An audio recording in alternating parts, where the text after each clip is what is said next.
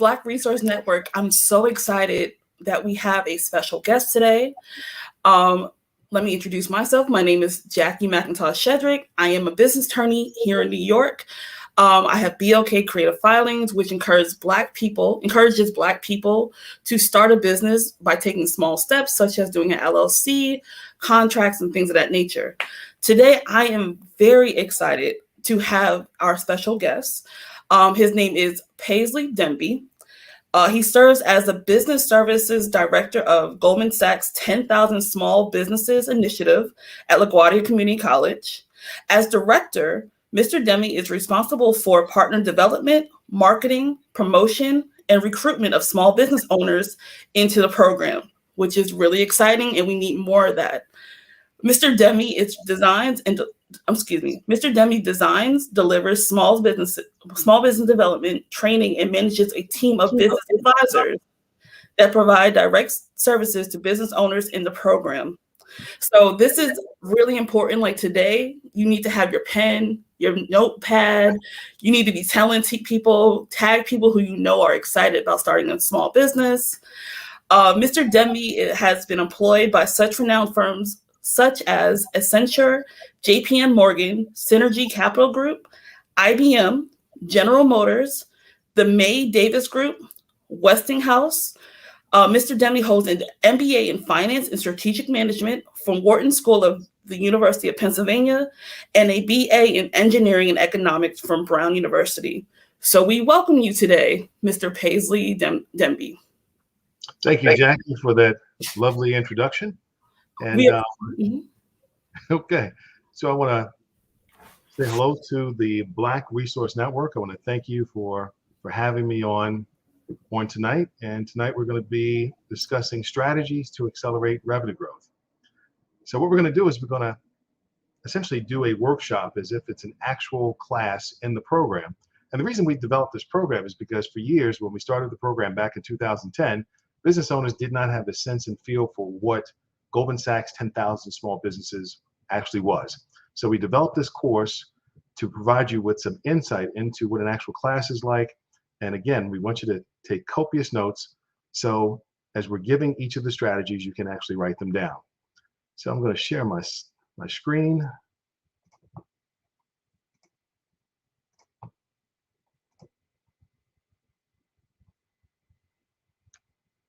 Okay, so you should see my screen. Strategies to accelerate revenue growth. And again, my first name is Paisley. My last name is Demby. Yes, Paisley is my real name. I'm often asked the question, where did I get my name from? I was actually named after my grandfather.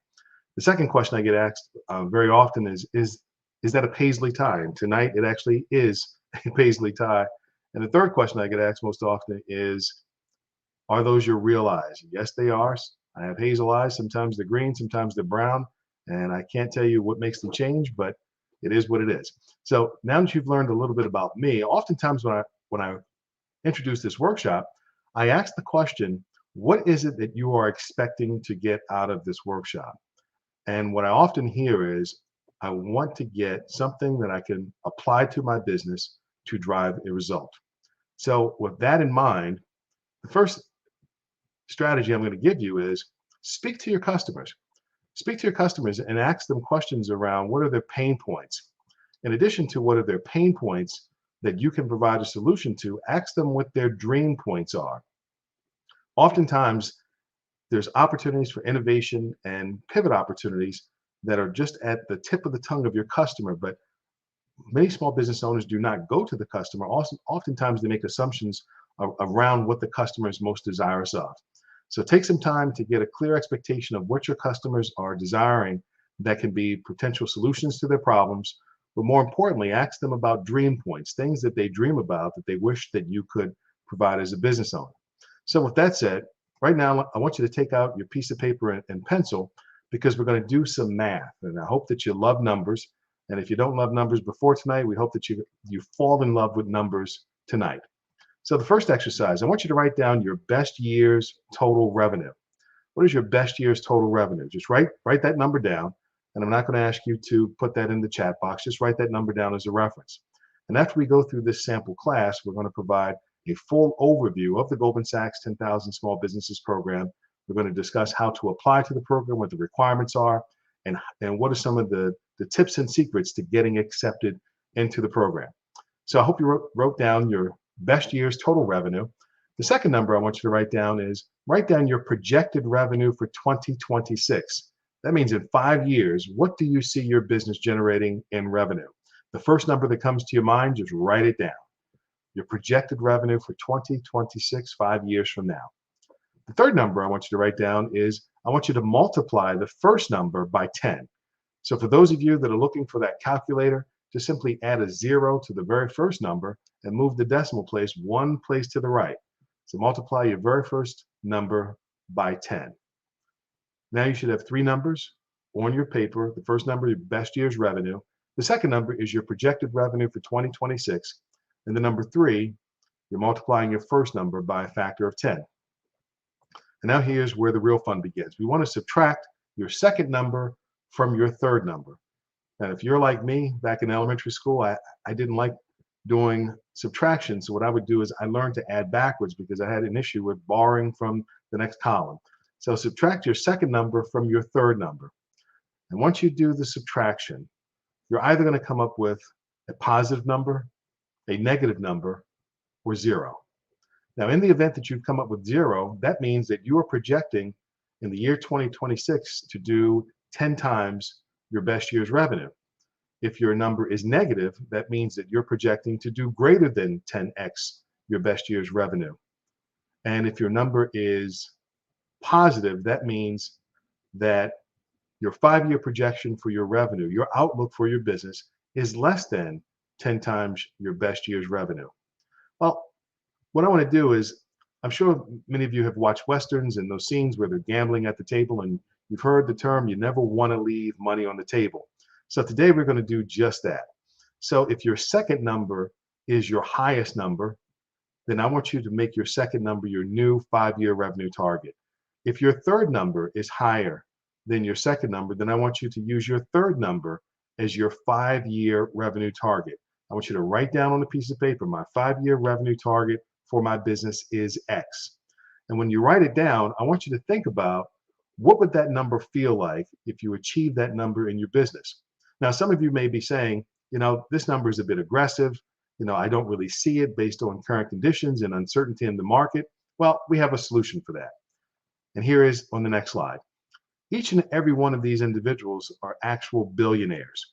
And just imagine if one of these billionaires came into your business and said, I'm curious to know, what is your vision for your business? Just tell me what the revenue total is, because what I'll do is I'll come and meet with you on a daily basis with my team, resources, and network and help you to realize that goal. So the question I have for you is, what number would you tell one of these individuals? Just imagine if Warren Buffett or Oprah Winfrey walked into your business. What number would you tell them is your revenue target for your business in terms of a vision 5 years out?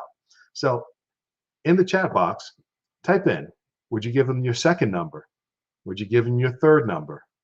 Or would you give them a completely different number? So what I suspect is that some of you are putting your second number and some of you are putting your third number. But oftentimes when we do this workshop, business owners have an epiphany moment. They say, wait a minute. If a billionaire walked into my business and asked me what my vision was and that they were going to help me to achieve it, then I would tell them I want to be a billionaire. So just imagine you're sharing with these business owners that you also want to be a billionaire. Now, again, I understand that some of you may be saying, well, that might be a bit much. But what I suspect is if you're an entrepreneur, then I want you to think about this one question.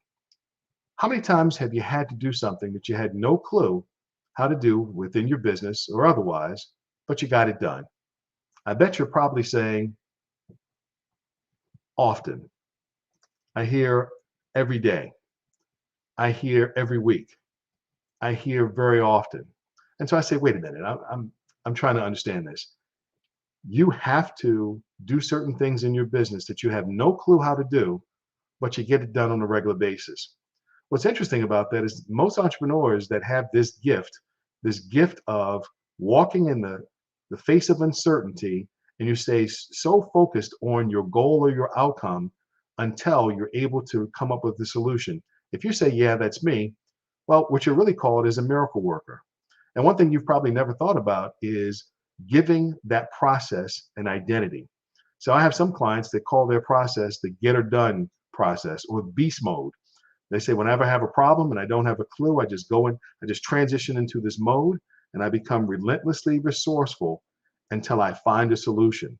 So if that is you, I need you to now give yourself the title of miracle worker.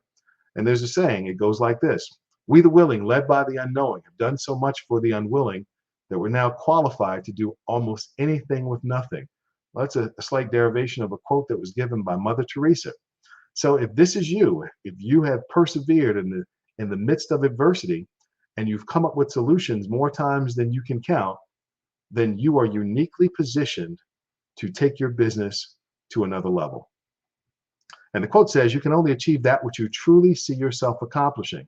So with each of these individuals, many of them started someplace just where you are. And all they did was pick up the phone and started asking for help, tapping their resource networks. And after tonight, I suspect that you're going to be doing the same in a way that maybe you've never done it before. So what we're really talking about is vision. Tonight, I want you to write down your new vision for your business. And if it doesn't scare you, then it's not big enough. Write down the revenue target that you want your business to be in the next 5 years. Do you want to be the highest market share? Do you want to be the market leader? Do you want to, what type of community impact? Do you want to be the most profitable? Do you want to be on the cover of Forbes, the cover of Inc? Do you want to be on the cover of Entrepreneur Magazine, the cover of Black Enterprise as the fastest growing company in the United States? Yes, write it down. Write down on your piece of paper what your new vision for your business is, what the growth rate you want to see is, how many jobs do you want to create? And did you know that over the last 3 years, there were over 500 companies that grew in excess of 1,000%, over 500. Just look at the Inc. 5,000 list. Over 500 companies grew in excess of 1,000%. How did they do it? They did it through tapping resources, and they did it through education. Now, if you're still not convinced to write down your vision and your goals on a piece of paper, I want to tell you a story about a gentleman by the name of Lou Holtz. Lou Holtz is a football coach. His wife just had their third child. They moved to the South only to find out after spending their last dollar that Lou lost the job. So Lou gets depressed. His wife buys him some type of motivational book, and Lou writes down 107 outrageous goals. He writes number one, that he wants to get a hole in one in golf. He wants to have dinner at the White House. He wants to go on Johnny Carson. Yes, throwback to Johnny Carson. He writes that he wants to jump out of an airplane. He wants to land a plane on an aircraft carrier. And out of 107 of these outrageous goals, guess how many he completed? The answer is 102. He didn't get a hole in one, he got 2 holes in one. So when I heard the story, the first thing I did was I wrote down on a piece of paper what my vision and my goals for my business were. And I made sure that I made the goals so outrageous that if I achieved just one of them, it would be noteworthy. So when you create your vision, I want you to type it out. I want you to make 26 copies. I want you to laminate each copy. And I want you to create a copy for your bedroom, for your bathroom, for your kitchen, for your dresser, for your front door, for your office, for your car, for your wallet, for your purse. You're going to put this vision every single place that you go because you want to keep it top of mind. Now, I'm sure that you've had a situation where you may have created certain goals in your business and then all of a sudden life got in the way and just derailed you. But with these 26 copies, you're keeping your vision top of mind. And the reason that I'm telling you to do this is because this is one of the techniques that many of the billionaires that you just saw on the previous page actually do.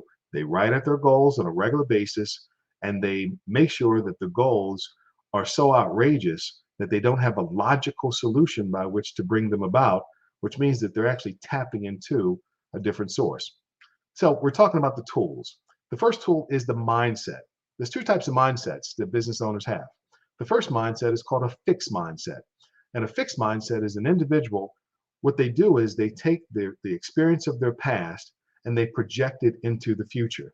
So if they've ever failed at anything in the past, they have a negative outlook looking forward. They also believe that assets and resources are limited. They believe in scarcity, and they're often driven by fear and anxiety. They're fearful of the roof caving in. They're fearful of their business not going in a direction that is going to help them to achieve their goals. Now, on the other side of the equation is what we call a growth mindset. Growth mindset individuals detach their past from their future. They live in a world where they believe that resources are abundant, relationships are abundant, and the world is their oyster. And they're completely open to amazing things happening in their lives, goals and aspirations that the average individual just doesn't even take into consideration. So if you think about the difference between the two, having a fixed mindset versus a growth mindset, first thing you want to do is identify where you stand.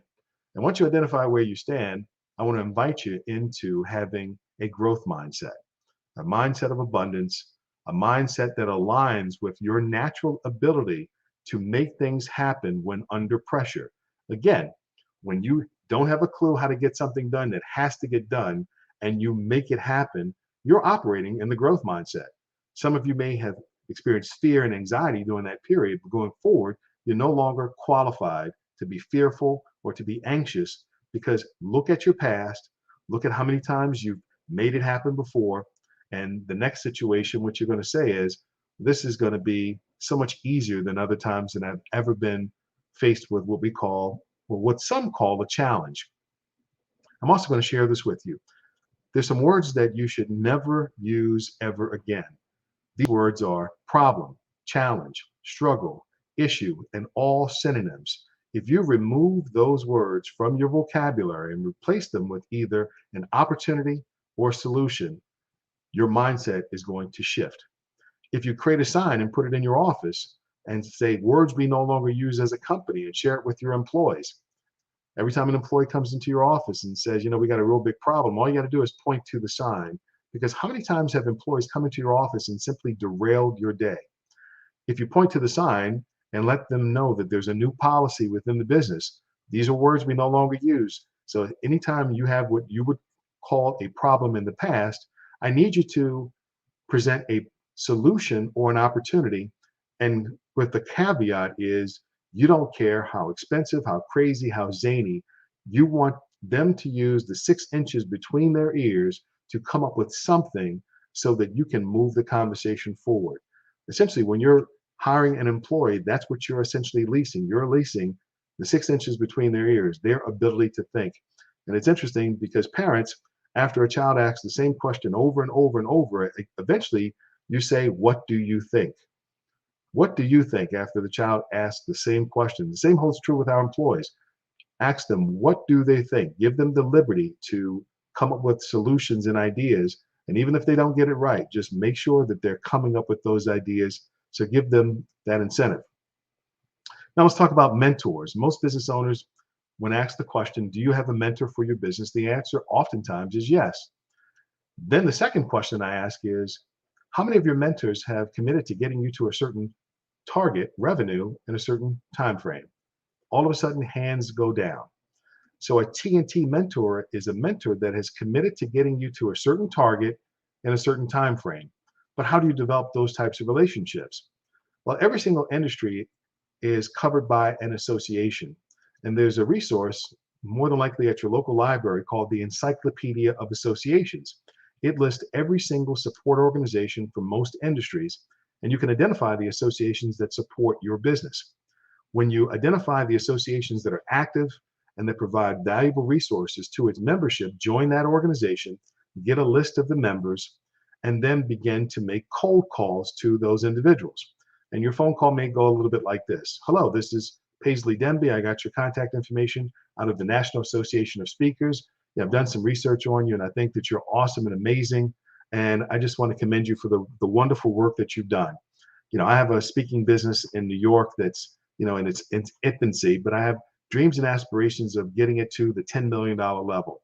I'd like to know if you could give me one piece of advice that you believe that could be beneficial to me at this stage in my business development. Now, if you're making 5 phone calls a day, I want you to expect 19 people to hang up on you. So 5 phone calls on Monday, 5 phone calls on Tuesday, 5 phone calls on Wednesday, 5 phone calls on Thursday. If you're making 5 phone calls a day, after a period of 4 days, you'll have called 20 people. Assume that 19 people are going to hang up on you, but one person is actually going to give you a great piece of advice. And the reason I say this is because if someone were to call you and ask you the same question, would you help them?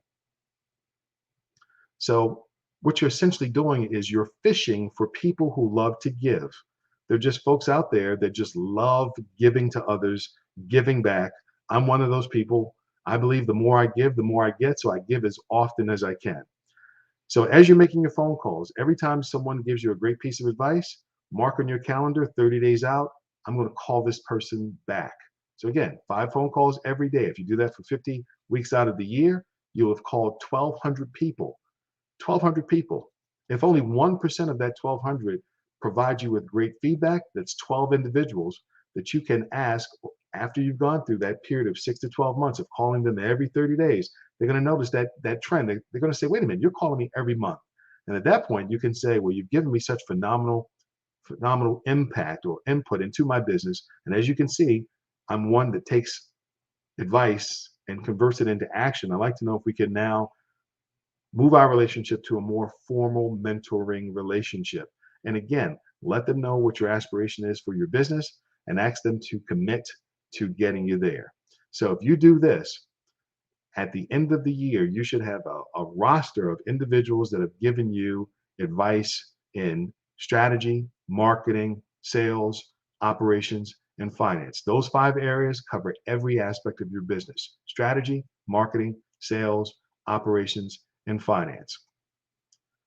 Now, oftentimes I speak with business owners and they express that when it comes to their financial acumen, they're just not that strong. Many of them are dependent upon their CPAs, and when they speak to their CPA, all they want to know is revenue increasing and is there profit? When it comes to the balance sheet, they don't know the difference between assets, liabilities, and owner's equity. Assets are essentially economic items that you own. Liabilities are money that's owed to others. And the difference between the two is called owner's equity, or also called capital.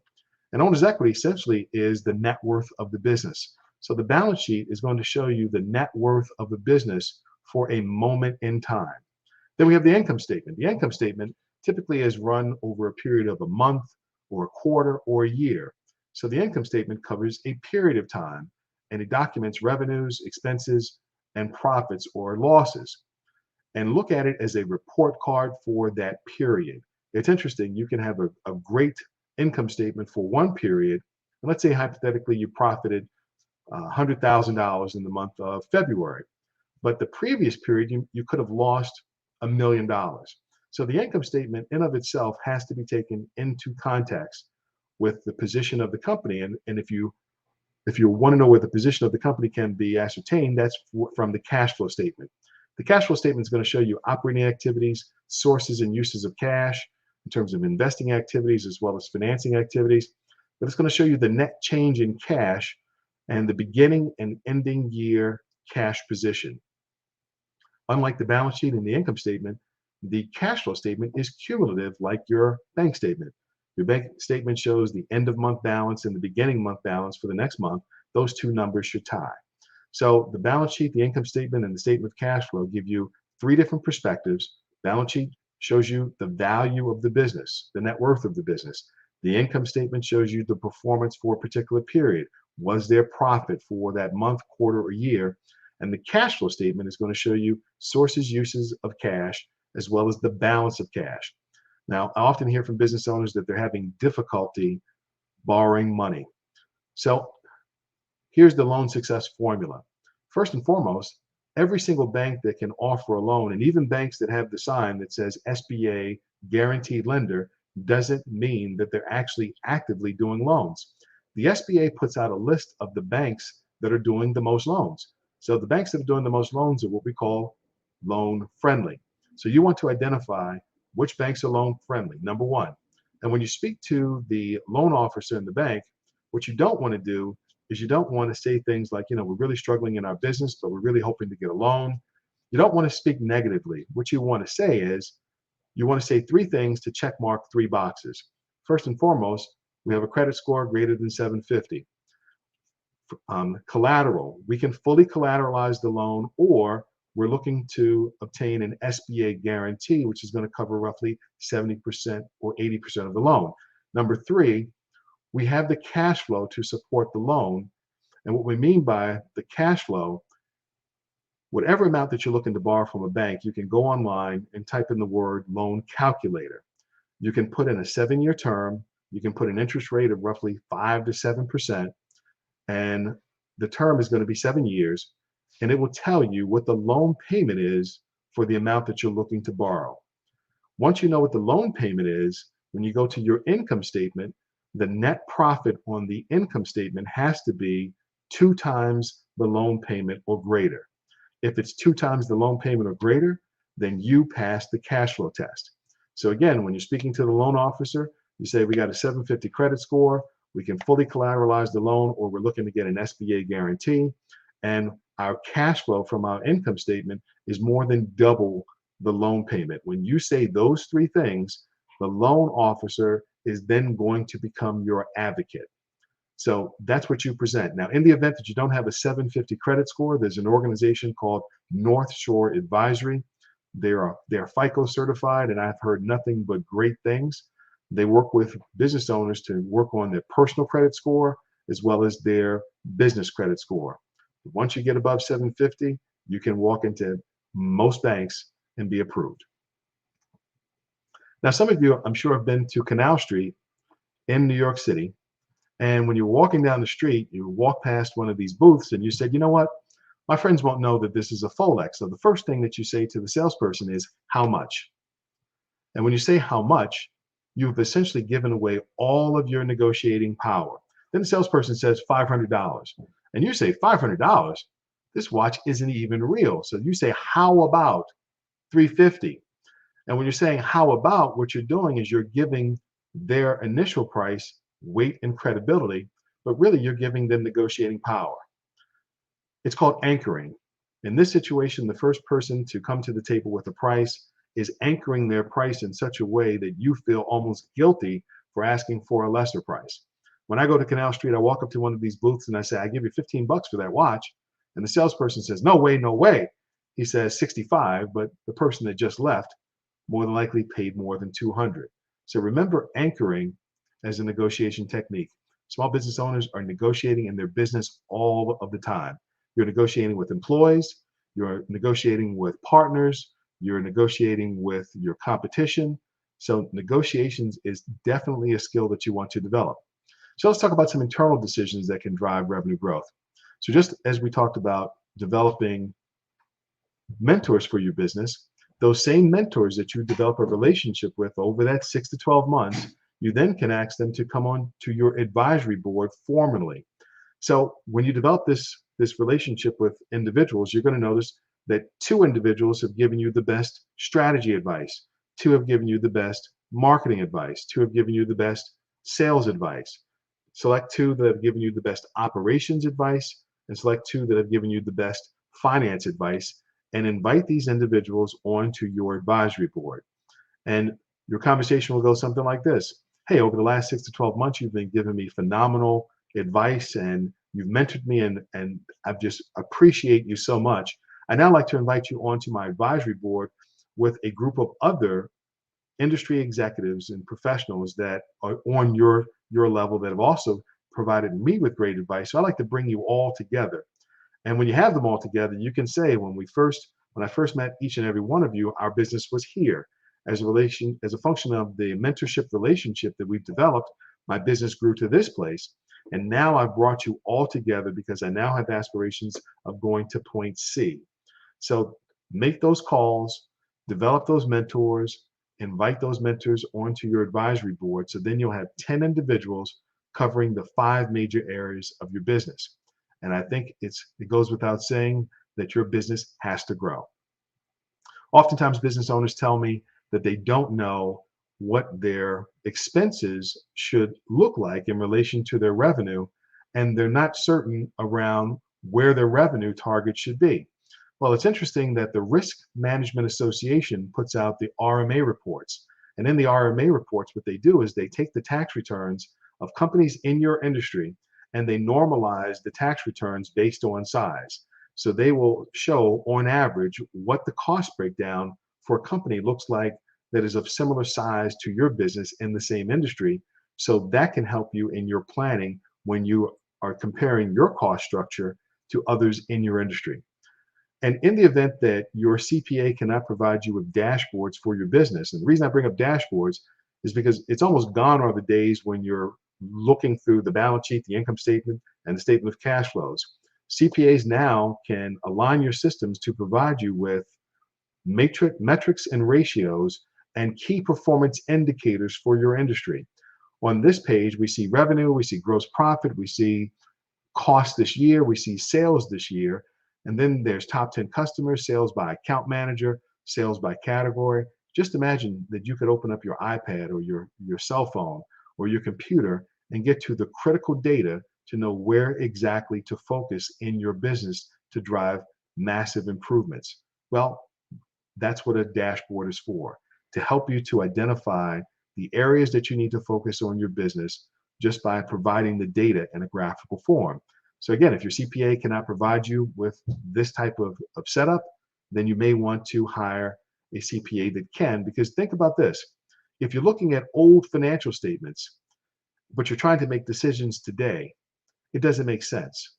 What does make sense is getting real-time data to drive real-time decisions to drive extraordinary results. And I'll say it again. You want to get access to real-time data to drive real-time decisions to drive extraordinary results. Now let's talk about marketing strategy. When we ask most business owners, what is their marketing strategy? The very first thing that they resort to is all of the promotional activities that they're involved in. They say, we're doing email, direct calls, we're doing TV, we're doing commercials, we have planes flying over the beach with big tails that have our name. They go right to promotion. But marketing strategy is not about just promotion. It's about 4 individual decisions, which are called the 4 Ps, also called the marketing mix. What's interesting is if I ask a group of women, what are the 4 C's of a diamond? Invariably, they're going to rattle off cut, clarity, color, and carat, just like that. And the reason that they know this is because many, if not some, focus on the day that they're going to get married and the day that they're going to get that ring. But business owners, they don't know the 4 Ps. When you look at product decisions are not about the type of product you're selling. It's about the functions associated with the product. It's about the packaging. It's about ancillary services. Let's say hypothetically you have a service guarantee or a money back guarantee, or you bundle your product with another product. So product decisions, when you make product decisions, what you're doing is you are aligning your product to be more in line with your target customers' preferences. Now, price is another variable that you can play with. Now, outside of the government sector, price drives a certain perception. If I were to tell you that my shoes cost $6,000, all of a sudden you're going to say, wait a minute. Invariably, every workshop that I do, whenever I bring up the $6,000 shoe topic, someone says you got ripped off. Someone else says those shoes are handmade. More than likely they're Italian. If you click your heels, they probably rise up an inch. But if I turn around and say, well, my shoes really are $39.95, then someone screams out, he got those shoes that pay less. And they probably won't even last through a rainstorm. And more than likely, they're not leather. The point that I want you to understand is that price drives a certain perception. So the price that you charge a customer in their mind is driving a certain perception of your company and your brand. And then there's the place of distribution. There's a major difference between you going into a store on Fifth Avenue, and as soon as you walk in, they hand you a glass of champagne. As soon as they hand you that glass of champagne, you say to yourself, I know I'm going to be spending some money today. Versus walking down 34th Street and someone has a bunch of purses out on a rug or carpet. Place of distribution drives a certain perception. When you have a clear understanding of your target market, and when I say clear understanding, that means you have demographic variables. It could be age, income, education, home ownership, married, single, or otherwise. When you have psychographic variables, and that psychographic variables deals with the preferences of your target market. It deals with their lifestyle. And I'll give you one example. A psychographic variable could be something like a person who just loves to go to a gym goer, someone who's into personal fitness. The third category for the target customer is geographic variables. Where are they located? Are you targeting customers in your state, in your region, in the United States, or internationally? So when you come up with your customer profile, demographics, geographics, and psychographics, and you get a clear sense of what their wants, needs, and desires are, you're able to modify the 4 Ps of your product or service in such a way to entice that target to want to engage further with your products or services. And that's the marketing mix. If you've ever heard the term marketing mix of 4 Ps, it's the same thing. So marketing strategy, 4 Ps, and marketing mix gives you a significant advantage over your competitor when you do the research to really get to know the customer. And then there's leverage resource pools. Each and every one of you has a cell phone. But if I were to ask you, how many contacts do you have in your cell phone? Oftentimes we get the up and to the left. Most people have no idea the number of contacts. Well, there's a solution for that. It's called Contacts to Excel. It's an app that you can download on your iPhone or your Android device, and it will take all of your contacts in your phone and put them into an Excel spreadsheet. So in addition to the cold calls that you're making to association members and industry experts, you're also making warm phone calls to people you may not have spoken to for months, weeks, if not years. And that conversation could go a little bit like this. Hey, John, we haven't spoken since high school. I'm currently running a speaking, coaching, and CEO development program in New York, and curious to know what you're up to and if there's an opportunity for us to help one another. Because think about this. You have these resources in your phone, but your resources also have networks of access and resources. So if that person can't help you, you can ask them, is there someone that you could put me in contact with that could be a benefit to my business, my life, and what have you? And you would be surprised at what you will find when you make these phone calls. When I made these phone calls, I found out that a good friend of mine won an Emmy, another won an Oscar. Another friend of mine has an award-winning restaurant in my hometown. Another friend of mine worked on Barack Obama's campaign. She has a full standing professional photo of her shaking his hand, not one of those lean-in photos at a fundraiser. And when you make the phone calls with the expectation that you're going to come across some amazing resources that can most certainly benefit your business. But you're not going to benefit from those resources unless you make the calls. So I'm sure many of you have ideas around how you should grow your business. And I'm just going to present another perspective on how to generate ideas. The first is industry research. There's an organization called IBISWorld that puts out industry reports, and these industry reports are $1,000. The reports will show you who the major competitors are, what the major trends are. It will show you on average what profitability looks like across every single business in the industry. It will give you a breakdown of cost. It will give you a breakdown of marketing strategies. It will give you complete insight into all the dynamics that are affecting your industry. And oh, by the way, IBISWorld reports that cost $1,000. If you go directly to IBISWorld, you can get them free of charge at the New York Public Library. All you have to do is set an appointment with a research librarian and let them know that you want to do industry research on your business. They will provide the PDF to you electronically. Then there's competitor research. The reason we want to look at our competitors is because we want to do what we call the SWOT analysis. We want to identify what our competitors are strong at. What is their strength? And anything that they're strong at, we want to mimic within our business. Anything that they're weak at, we want to exploit or take advantage of, because sometimes our competitors may not be servicing a niche of customers that you might present as an opportunity for your business. And you also want to stay abreast of your competition to determine whether there is a threat to your business. And one great way to do that is by setting Google alerts. When you set a Google alert, anytime any news around a competitor that you set inside of Google, you'll get an email notification with whatever the news is that hit the internet. So this is one way to stay abreast of the activities of your competitors, and setting a Google alert is very easy to do. The third analysis that you want to do is around your target market. So again, back to marketing. We want to get a clear sense of the pain, the needs, and the preferences of our target customer, as well as their dream points. And sometimes it could be a casual conversation. Sometimes it could be a focus group, but you want to be crystal clear on what the needs, wants, preferences, and desires of your target market are. And when you do all three of these individual analyses, you're going to generate ideas. Now, some of you may be saying, hey, I got ideas.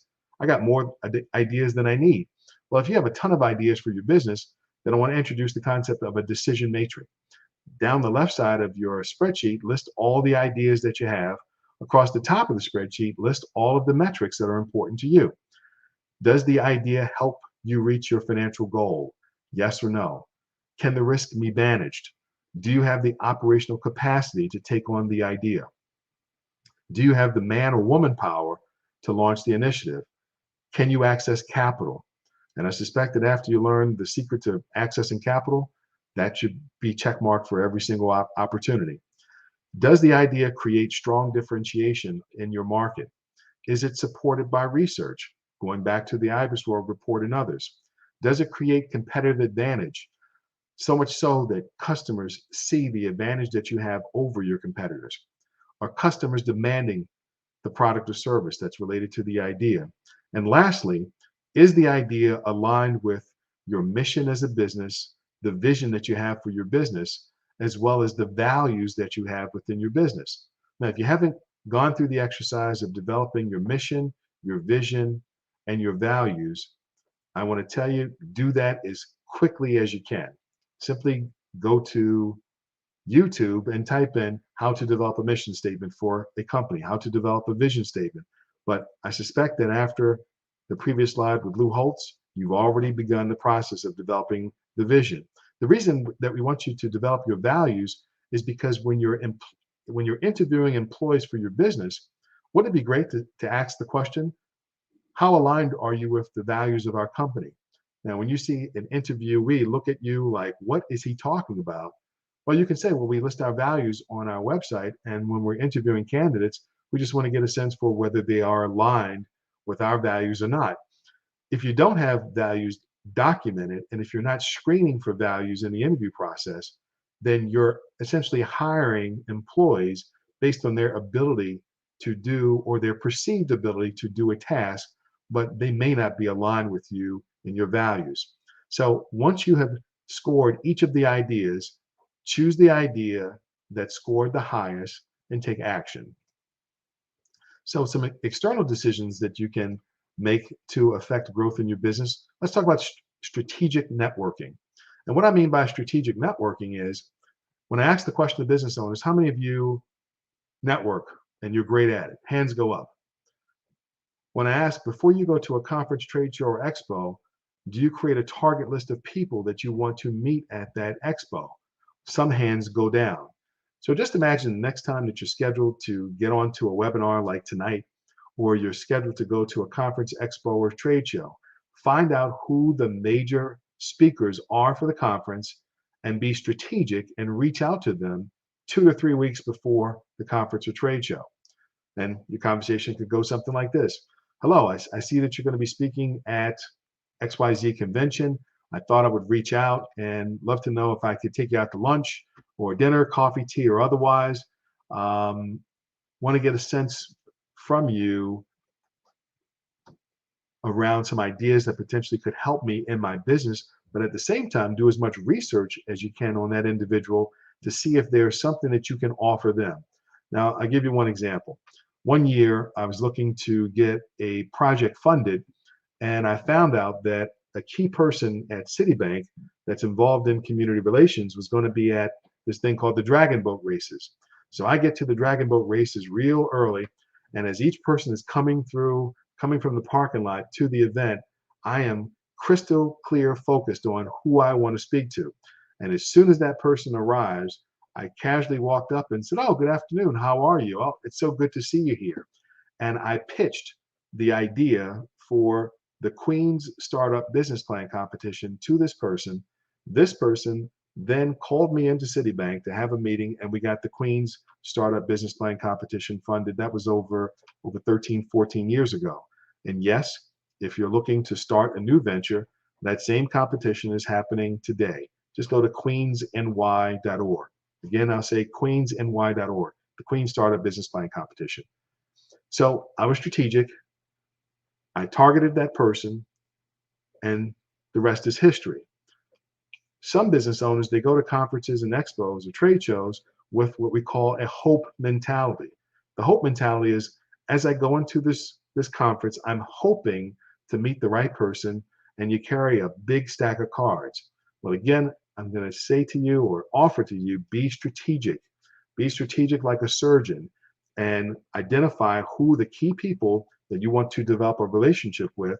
And you would be surprised when you walk up to them 20 minutes before they're supposed to talk and you say to them, hey, we spoke on the phone 2 weeks ago.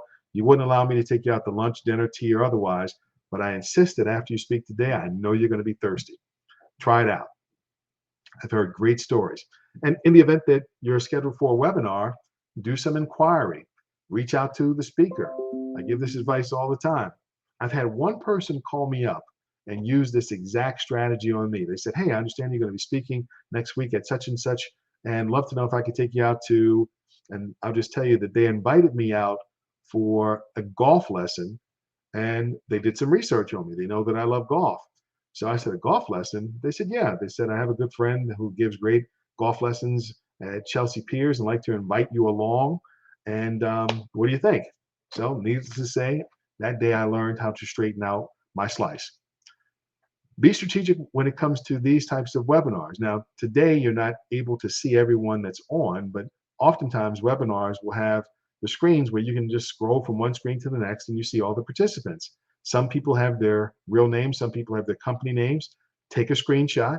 After the webinar is over, go into LinkedIn, look them up, reach out to them, send them a connection request that says something like, hey, saw that you were on the Strategies to Accelerate Revenue workshop. I was there also. We'd love to compare notes to see what were some of your takeaways and some of mine.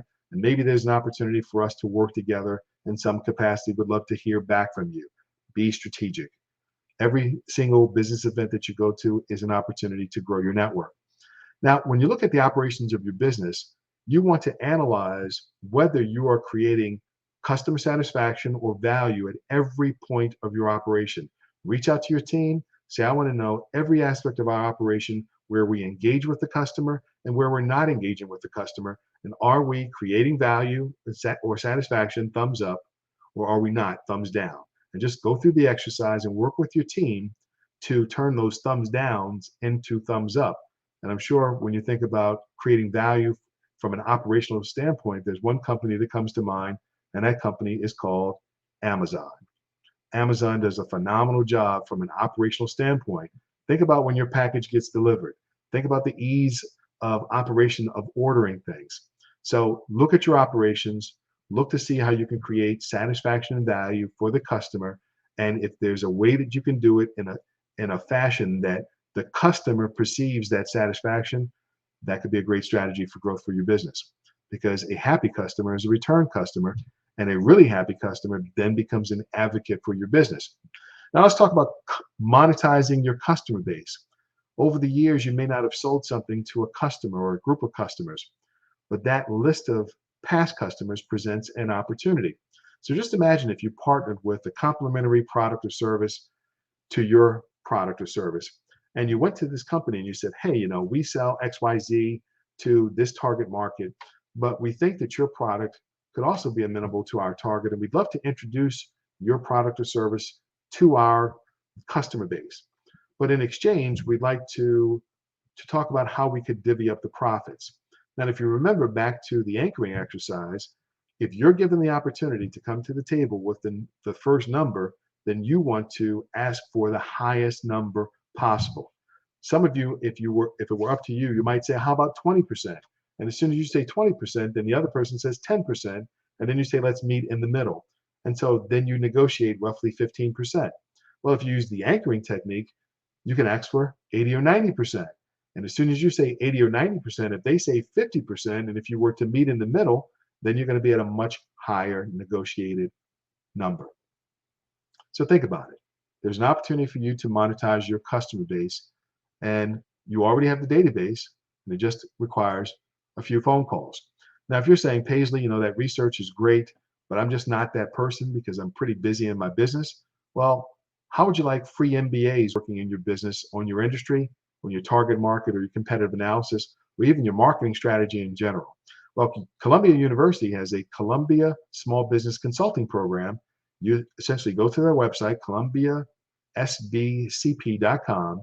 You essentially type out a project, and they will review your project. And if they like the project and they believe that it could add value to their MBAs, they will dispatch to you 4 to 5 MBAs to work on any aspect of your business. Now, I've reached out to Columbia, and years ago, I got 4 to 5 MBAs from Columbia. I got 4 to 5 MBAs from NYU. I had the two teams competing against each other to develop a comprehensive marketing strategy for the program. And the feedback that I got from both of the groups was absolutely great. But the beautiful thing about it is that it was absolutely free of charge. So if you're saying, I don't have time to do this analysis, then I trust that you have time to complete an application and to come up with a project. And don't just stop at those two schools. You have MBA programs all across the country. And now with the advent of Zoom and webinars, you can interface with any number of teams to take your business to the next level. So just imagine you're able to access some of the best and brightest minds at the top schools free of charge. And you tell them, I'm looking to 10x my business. I'm looking to 100x my business. And they'll just go to work free of charge. So some of you may not be taking full advantage of resources that are available to you for your business today. The first resource I want to tell you about is called NABO. It's the National Association of Women Business Owners. It's a great network for women business owners to come together to help each other and to share resources. Many of you, I'm sure, have heard of the Small Business Administration. The Small Business Administration allows you to sit down with a business advisor to get technical assistance, and they offer a host of free training. Then there's Empire State Development Corporation. That's at the state level. Empire State Development Corporation offers training and one-on-one counseling for business owners like yourself. In New York City, there's the Small Business Services, Department of Small Business Services. They have small business solution centers in every single borough. You can sit down free of charge with a business advisor to get help with developing a business plan, marketing strategy. They can help you with research as well. Same thing with the Small Business Development Centers. Just simply Google Small Business Development Centers near me, and they'll pop up, and you call them up and say, hey, I'd love to make an appointment because I want to develop a growth plan and strategy for my business. Then there's SCORE, the Society of Retired Executives. SCORE is great if you can find a retired executive that has direct industry experience in your business. And then there's economic development corporations and chambers of commerce. So all of these resources, in the event that your business needs help today, I recommend that you reach out to as many as possible, because each of these organizations have different areas of expertise. Some are great in marketing, some are great in operations, some are great in sales, some have great training programs. Some can assist you with getting your business certified for government contracts or city contracts. But you're not going to know what they'll offer unless you start making phone calls and asking the question around how can they help you to achieve, again, your vision. Let them know what your vision is for your business. Give them a time frame, because if you give them a target and you give them a time frame, then they're going to help you to develop strategies that meet those two criteria. So again, all of these are free of charge. There are other resources for entrepreneurs that are fee-based. There's organizations like BNI. BNI essentially has groups of entrepreneurs that come together and they share resources and they bring in speakers. There's Vistage. There is the alternative board called TAB. There's Entrepreneurs Organization. Entrepreneurs Organization is a network of CEOs that make in excess of $1 million in their business. And they have a program, it's called the Accelerator Program, where if you make a minimum of $250,000, they train you to make $1 million. So there's no better time to be an entrepreneur than now, because there's so many resources available. Also, Google Small Business Assistance Near Me, Small Business Assistance Near Me. And there's a host of other organizations and nonprofits that will also show up that may just be right around the corner from where you're located. So that's your sample class. And in the sample class, it is our hope that you see that the program is about providing practical solutions that you as a business owner can easily implement within your business. Back in 2019, we had a business owner that made roughly $36,000. They didn't qualify for our program. They came to this same exact workshop, wrote down every single thing that we said, 11 months later, in December, they came back for the same workshop, and they told us that they applied everything that they learned, and they generated $750,000 in their business. So those are stories that we love to hear, and we love to hear your story. In the event that you're applying to the Goldman Sachs program, you can share with the interviewers that, hey, you took this webinar and you learned, let's say, maybe 3 or 5 points, and you applied those things to your business. So it could be instrumental in your application process. So to give you an overview of the program and how to apply, Goldman Sachs 10,000 Small Businesses is a billion-dollar investment by the Goldman Sachs Foundation, the philanthropic arm of Goldman Sachs, with a specific goal of creating jobs, economic opportunity, and providing greater access to business education, financial capital, and business support services. So what does that mean? So the first component of the program is a practical business management education. It's covered over a 14-week period, and the instructors are subject matter experts. There's a network of support, so you're provided with a dedicated business advisor that's going to work with you while you're in the class and while you're outside the class to develop a comprehensive growth plan and strategy for your business. There's also a loan fund that you can only apply to if you've been turned down from a bank. If you qualify for bank financing, take the bank's money. If you don't qualify for the bank's financing, we're partnered with the CDFI. And if you don't know what the CDFI is, it's a community development financial institution. Their mission is to provide greater access to capital to small business owners that have difficulty accessing traditional forms of capital. So leading experts believe that this combination of these 3 elements leads to revenue growth and job creation. So let's talk about the curriculum. So as I mentioned, the curriculum is delivered over a 14-week period. And right now we're recruiting for our May program. And the May program is going to be on Thursdays. Business owners arrive in the morning, roughly around 8:30. We provide you with breakfast. And then at 9 o'clock, we kick off the module that we're teaching for that day. Typical classes consist of roughly anywhere from 25 to 40 business owners. And the reason that we convene that number of business owners is because 60% of your education is going to be coming from the instructor. The other 40% is going to be coming from your peers, because the instructor is trained in the art of facilitation to pull out all of the gems that existing business owners are using in their businesses for your benefit to hear as a participant. So again, 60% of the conversation, the facilitated conversation, is coming from the instructor. The 40% is coming from your peers. Some of your peers are using automation, marketing techniques and strategies that you may not be aware of. So when those topics are brought up in class, it then is going to build upon your existing foundation of business knowledge. So the orientation essentially orientates you to the entire program. We use within the program online programs to develop a comprehensive growth plan. And again, how you're going to communicate with your business advisor as well as others in the class. We use a program called Basecamp. So there's continual communication happening all the time while the program is going on. You and your business is Mod 1.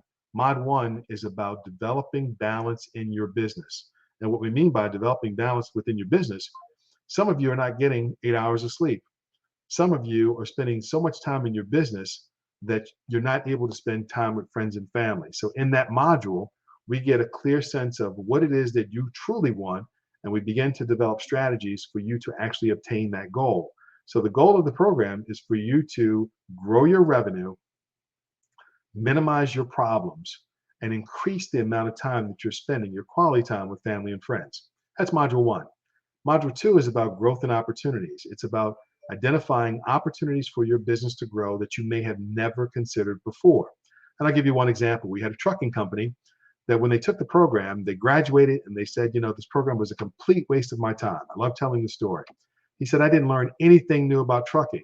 6 months later, he comes back and he says, I have to apologize. I didn't realize what I gained from this program. He said, you taught me how to identify growth opportunities that were right beneath my eyes. This trucking company would truck used car batteries all over the United States. They had an exclusive supply of used car batteries.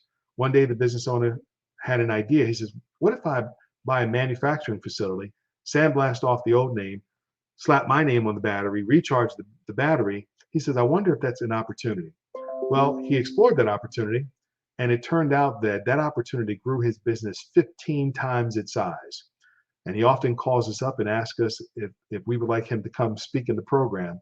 But he's just one example of how we work with business owners to get them to identify opportunities that are just right beneath their nose. Sometimes it's in your existing business, sometimes it's in a completely unrelated business, but we teach you the process and the methodology for you to be able to do that on a pretty fast and efficient basis. Money and Metrics is about running your business by the numbers. First, getting a clear understanding of what the metrics are in your business, specifically the key performance metrics or the key performance indicators in your industry, and you now making decisions based on actual data. So information enabling your business. And there's a statistic that said information enabled companies grow 28% faster than companies that are not making decisions based off of metrics. Module 4 is You Are the Leader, which is leadership development. Each and every one of you has a leadership style. It's important for you to understand the strengths, the weaknesses of your leadership style, and the nuances in how you can modify and adapt your leadership style based on the team that you work with. It's the people as human resource management. It's about hiring the right people for the right roles. It's about incentivizing your employees to have full engagement. And in some instances, it's about inviting employees to an alternative employment opportunity in the event that they clash dramatically with your culture. Then there's marketing and selling. In marketing and selling, you're going to develop your marketing strategy for your business and develop sales funnels. You're going to identify strategies by which to get large numbers of prospects into your funnel and then converting them into actual customers. Operations and processes is about driving efficiency and creating value for your customers at every point of operations that you can. Being bankable is going to introduce you to every aspect of how to raise capital, from banks to CDFIs, to angel investors, and even venture capitalists. Actions for growth is you're going to be presenting your growth plan to your class to get their feedback. We also have 4 clinics. We have a negotiations clinic. So the next time that you're in a heated negotiation with an employee, with a partner, with a customer, or with a competitor, you're going to come out on top because we're going to teach you some of the latest and greatest negotiation techniques that work one-on-one and also work when you're dealing with groups of individuals with disparate needs in the heat of negotiation. We have financial statements workshops 1 and 2, which is going to demystify the balance sheet, the income statement, and the statement of cash flows so that you can read these statements with ease and, again, to build dashboards so that you can make real-time decisions in your business to drive extraordinary results. And then there's You Are the Lender Clinic. This clinic is a favorite of many business owners because for a day you get to tag along with a loan underwriter and you get to analyze loan applications from 2 business owners. You work with the underwriter to come up with a decision for that business owner, so you get to see what goes on behind the scenes when you're applying for a small business loan. Oftentimes, small business owners will submit an application and they'll sit, wonder, and wait to see if they get approved. Well, after you go through this clinic, you're going to know that you're going to be approved. And then there's the legal clinic. Any legal issue that you have within your business, you can sit down and discuss with an attorney free of charge. And oh, by the way, the cost for the program is 100% free. The Goldman Sachs Foundation, the philanthropic arm of Goldman Sachs, has already paid your tuition. So you will never be asked to spend $1 for this program because it is a philanthropic effort, again, to drive economic growth as well as job creation. There's a ton of wraparound support. So again, there's one-on-one business advising. You're going to be provided with a business advisor that's going to be with you during every step of the program. You'll be meeting with them for 1 hour during the week, and you'll be meeting with your growth group, which is a smaller subset of the class, for once a week as well. And the goal of the growth group is for that small group of business owners to work together to help each other on every single assignment so that everyone crosses the finish. We have a 98% graduation rate. 98%. That's over the last 11 years. You'll have access to subject matter experts in the instructors, again, across strategy, marketing, sales, operations, and finance. And again, powerful peer learning opportunities because, again, the instructors are facilitating the conversation in such a way to get feedback and input from the students. It's a facilitated conversation. And then there's alumni services. When you graduate the program continues because you get a dedicated app on your phone and you have additional trainings, additional resources, and additional opportunities that are afforded to you. So once a graduate, always a graduate. So we have over 20 locations throughout the United States. We have over 12,000 graduates across all 50 states that have gone through the program and over 100 partners. And if you're saying to yourself, I never heard of this program, you will not be the first person to say that. But I trust after tonight, you're going to go into Google and type in 10,000 small businesses and hear the testimonials. So again, we have 20 locations in New York. The program is run out of LaGuardia Community College. We were the first location launched back in 2010, funded again by the Goldman Sachs Foundation. In the event that you're not in New York or not near any of these locations, we also have a national program that's run out of Boston at Babson College. So if you're not within 50-mile radius of any of these locations, they will fly you into Boston, put you up for a week, and then the other 50% of the course is done virtually. So if you live within, I think, 50 to 75 miles of LaGuardia Community College, then that will be your training site. So just imagine if you're a graduate of the program, you have access to over 10,000 alumni internationally, and you have this app on your phone, this exclusive, think about it like your exclusive Facebook app. So you have news, you have events, you have groups, industry groups that you can tap into, you have discussion boards, you have a directory of every single graduate, and you also have 10KSB maps. So any city that you go to, you can turn on this map feature to identify other graduates that have gone through the program, and you can reach out to them directly. Every single business owner that has gone through our program in New York, we have instructed them on how to utilize this app for strategy and growth in their business. We've had many businesses that have partnered with other graduates across the country. During the height of COVID, we had many businesses that partnered and created strategic alliances and joint ventures with other companies across the country, and they pivoted in products and service. It was absolutely amazing. 85% of our graduates use this app on a frequent basis. And there's even trainings, additional trainings across a myriad of topics that are offered through this app. And as a graduate, you get access to this app, again, free of charge. In 2018, we did a 10,000 Small Businesses Summit in Washington, D.C. At the time, we had 2,200 businesses from all 50 states converge onto Washington to listen to Sir Richard Branson, Tyler Perry, Warren Buffett, Lloyd Blankfein, the former CEO of Goldman Sachs, Lisa Price and Michael Bloomberg, and a whole star-studded cast of business, I'm just going to say business experts. The event was free of charge to every single graduate. This is just one of the benefits of being in this network. At the height of COVID, when PPP loans came out, Goldman Sachs funded a bank in the Midwest and directed all of its graduates to have its PPP loans processed by that one bank. Just imagine if you had access to that resource during that time.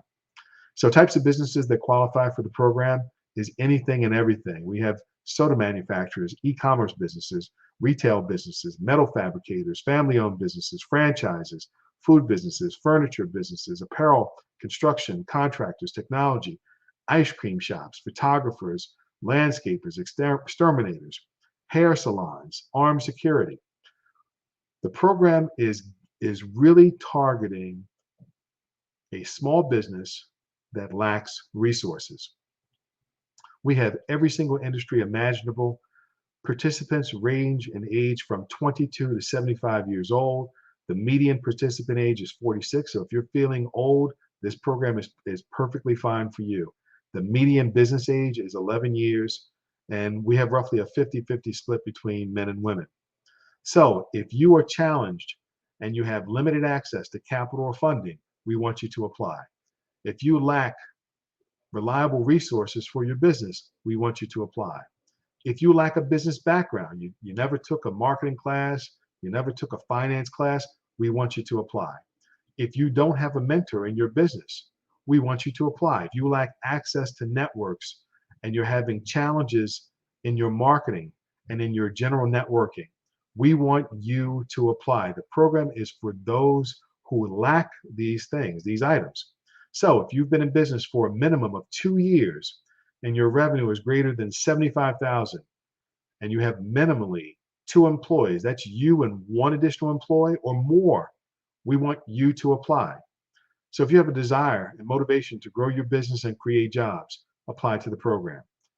And if you have a commitment to your community, make sure that you include that in your application. We're not looking for business owners that this program is going to be a brush up and it's going to be a review of things that they've already known.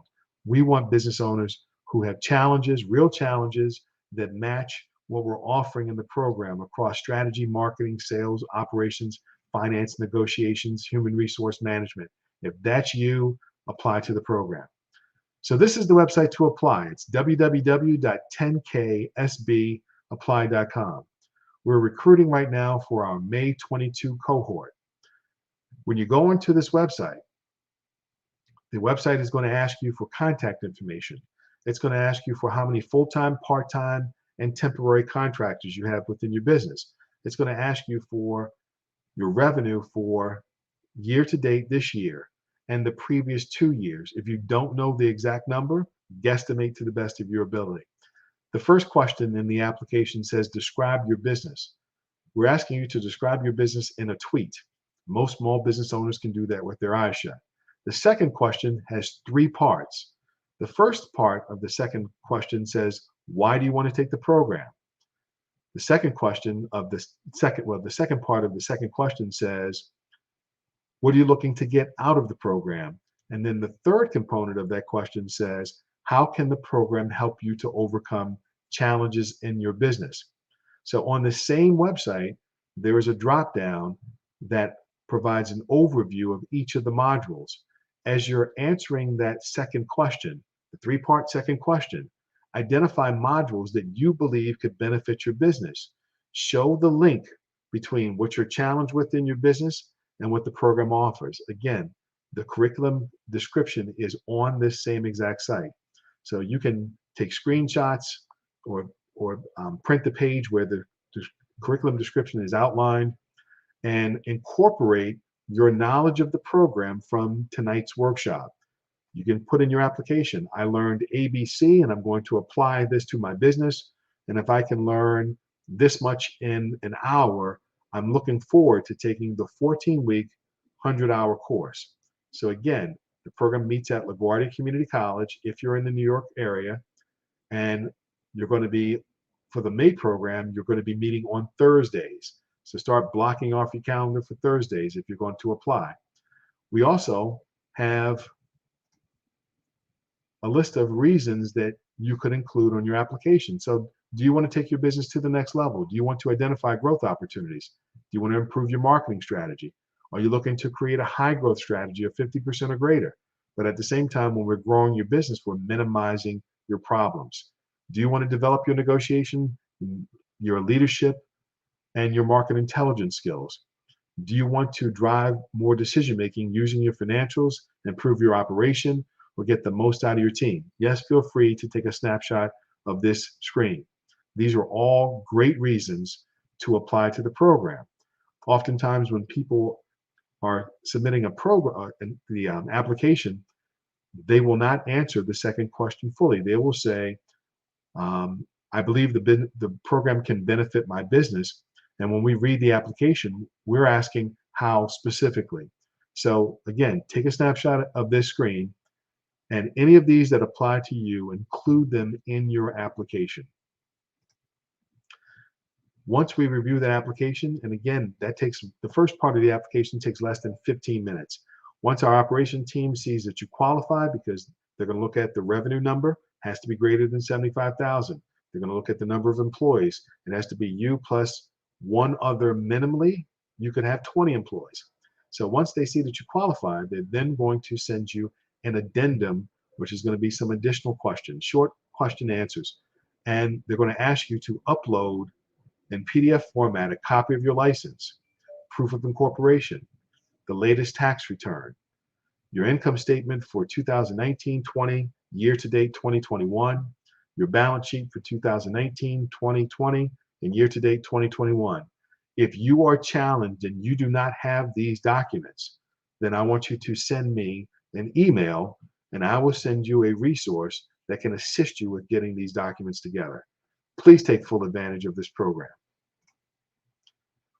Once those documents are uploaded onto the site, you're then going to be scheduled for an interview, and the questions are very basic.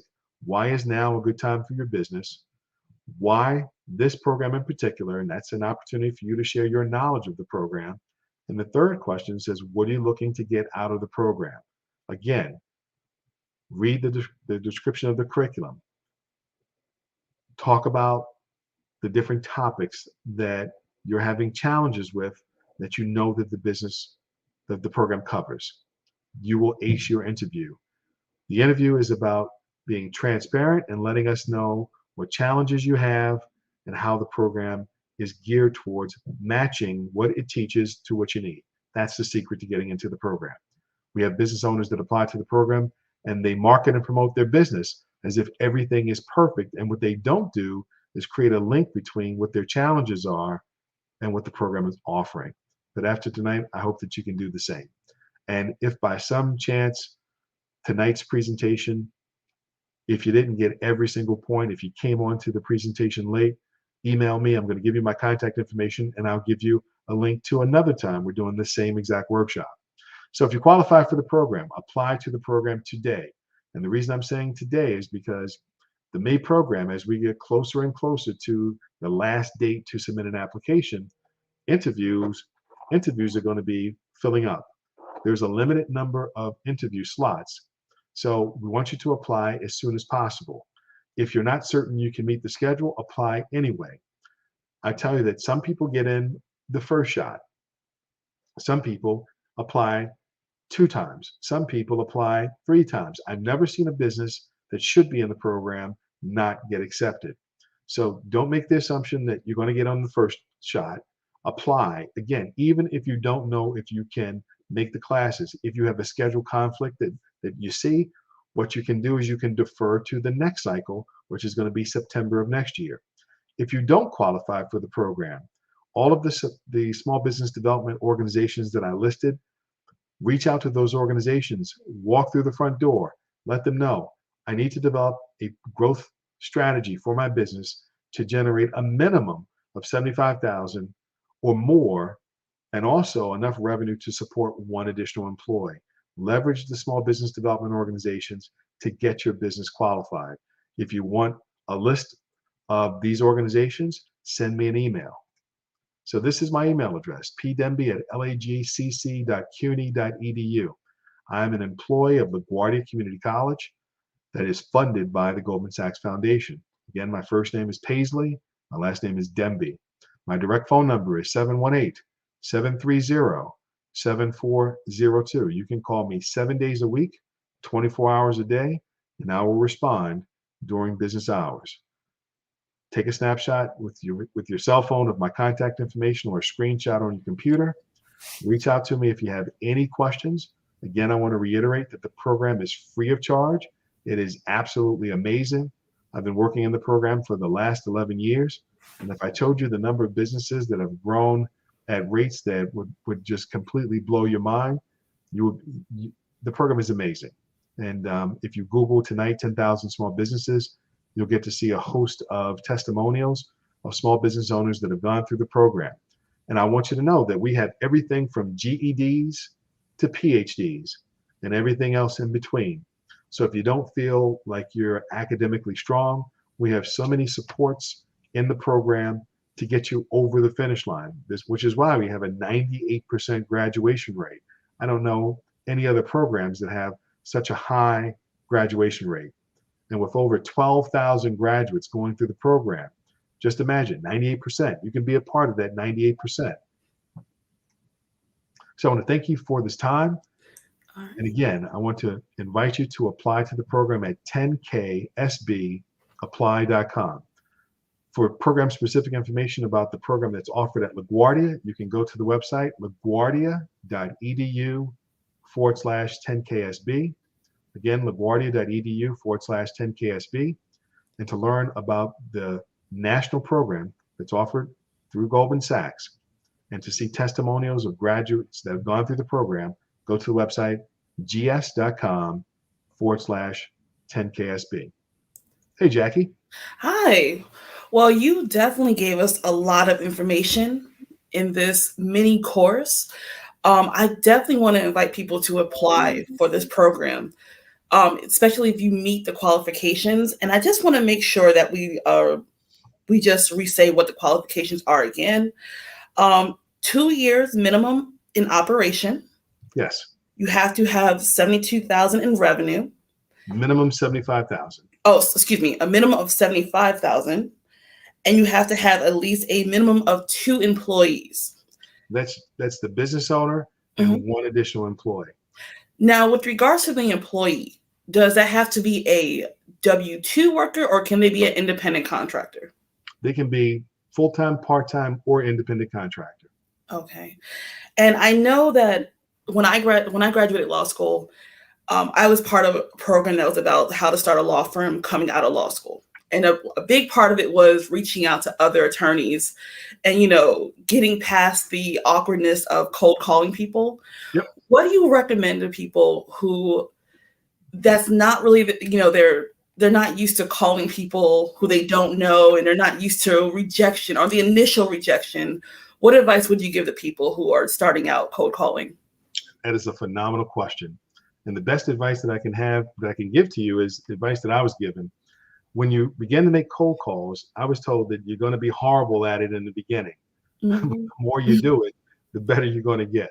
So it's okay to flub a few phone calls. It's not the end of the world. And you might want to script out your conversation. And if you have a script, then you can follow the script. If you just want to go for broke. But the important thing is break the ice, make the phone call, ask for help. If you're on your 17th phone call and you've gotten hung up on all 17 times, just remember that I said 1 out of 20. If you're getting hung up on 19 times and you get that one, when you finally get that one person that's going to offer you some help, it's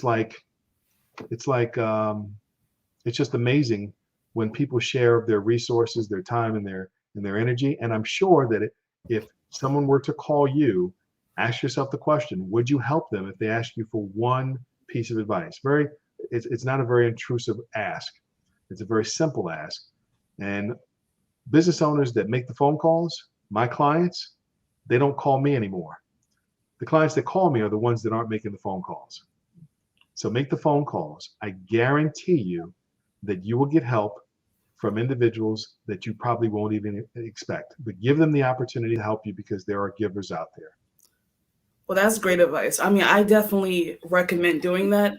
One of my more successful practices in my law firm is literally because I called an attorney and asked them how to do it. And it was just one question, like, what would you what advice would you give an attorney starting out?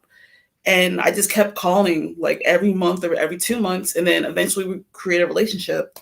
And he taught me so much knowledge that has helped me today. So I definitely think moving forward, I encourage people just to take the first step. Again, thank you so much. The Black Resource Network we're just excited to have you here giving this course. I know with regards to BOK creative filings within the Black Queens community, I think we have helped people file about maybe 100 LLCs within the last 2 years. So I'm excited to see these new businesses bloom and start applying to your program. So thank you so much for having us here, being with us today. Yeah, and I do see some questions. I see one question that says, why would someone not be accepted besides meeting the basic qualifications? So what I'm going to say is there have been individuals in the past that when they applied in the interview, we've had businesses essentially say, I'm a horrible student, I don't do well in the classroom, but I still want to apply. They're just not a good fit.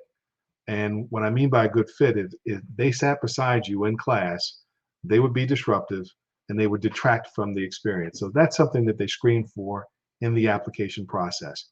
Another reason someone may not be accepted is because 40 other businesses made a much more compelling argument for why they should be accepted. We've had business owners that may have been a second generation business owner, and they apply to the program and they say, I don't have any business management education. The business is doing right now 2 million and I'm in trouble. I need this program, versus another business owner that's saying, I'm having some challenges. So if 40 other businesses make a more compelling case, they're going to get accepted. And if you don't get accepted, it doesn't mean that we're rejecting you. I get people, they walk up to me, you rejected me. No, it's not we rejected you. We're just simply saying, apply for the next cycle. Reapply for the next cycle. Someone made a more compelling case, but we still want you to reapply. And if you do not get in the first shot, call me up. Remember, take notes during your interview. If you make it to the interview round, take notes. And what I will do is I will debrief with you to give you concrete feedback on why I believe you may not have made it into the program. That is great advice. Is it category exclusive? So if you have one juice bar, would you have another juice bar, or can it be multiple in the same categories? So the goal of the program is to diversify the class along 5 different categories. So 1 is industry, 2 is age, 3 is employment, 4 is revenue, and 5th is education. So we mix it up as much as we can. So we wouldn't have a class filled up with, let's say, 40 attorneys. Okay. And that's another factor. So in the event that, let's say, 5 construction businesses applied, all 5 may not get into that cycle because of that industry concentration. Okay. And how many people generally apply for each session? A bunch. Okay. And how many people are generally accepted? 25 to 40 businesses are accepted into the program. And again, if you don't get accepted, take notes in your interview and we can discuss the interview process. And I guarantee you that from those notes, I can tell you exactly why you may not have gotten in. Okay. Well, thank you so much for being with the Black Resource Network. Again, if you do have the qualifications to apply, I invite you to go to www.10ksbaapply.com. Again, it's www.10ksbaapply.com. So thank you so much for being with us today. Thank you, Jackie. It was my absolute pleasure. And hopefully the next time we come together, we can talk about 50 to 100 graduates of the program that came directly from this network. I'm excited. I'm definitely excited as well. Happy holidays, everyone. You as well. Thank you.